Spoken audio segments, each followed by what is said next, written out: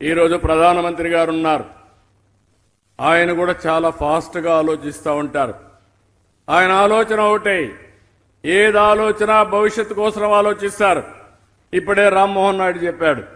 రామ్మోహన్ నాయుడు గారితో నేను మాట్లాడినప్పుడు సీ ప్లేన్స్ అంటే నువ్వు వేరే రాష్ట్రాలకు ఎక్కడికి పోవద్దు, నేరుగా మన రాష్ట్రానికి రమ్మని చెప్పాను.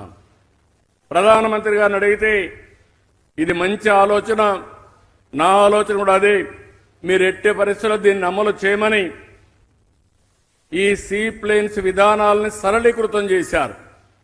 దానికి కూడా మనం అందరం అభినందించాల్సిన అవసరం ఉంది. ఏ విషయం కూడా ఒకటే ఆలోచిస్తున్నారు, ఇది ప్రజలకు ఎంతవరకు ఉపయోగపడుతుందో అది చేయడానికి వారు ముందుకు పోయే పరిస్థితికి వచ్చారు. అలాంటి నాయకత్వం ఉండడం మనందరికీ అడ్వాంటేజ్ అని చెప్పి కూడా నేను మీకు తెలియజేస్తున్నా.